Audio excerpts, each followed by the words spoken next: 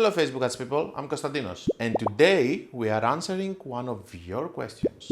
Shout out to Edward Percy over here. We have one question that says, Hi, just noticed you still have detailed targeting expansion in your conversion campaigns.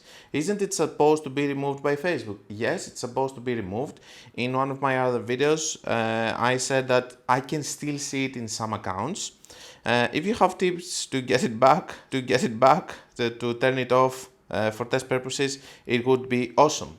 Okay, so I have experimented a lot with the detailed targeting expansion, so I'm going to answer to you how it is.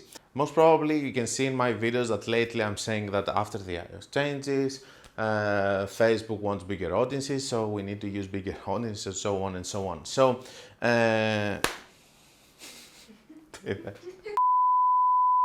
this is the same situation over here. We have the detailed targeting expansion that it's all about Facebook expanding the audience because it needs now to target bigger audiences in order to be efficient.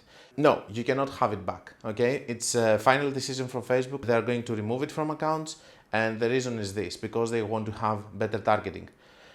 Now, from my experimentation, I can tell you this. When it was first launched, I wasn't using it at all because it was ruining all of my results. But this was before iOS changes.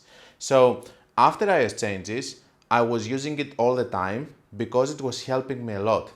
Even on new pixels, it was working very well.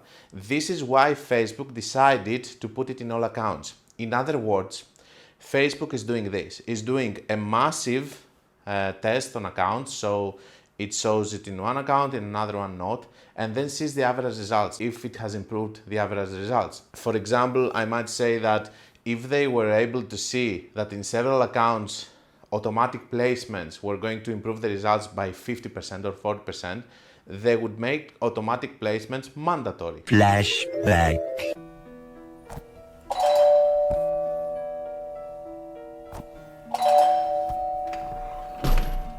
Have you tried automatic placement? End of flashback. The reason that they don't do it is because they suck, okay? So that's the thing. Now, we need to understand that Facebook did this because it's for the best. And I can also confirm that. And I can tell you that by testing it in several accounts after the iOS changes, because before that it was a very bad button.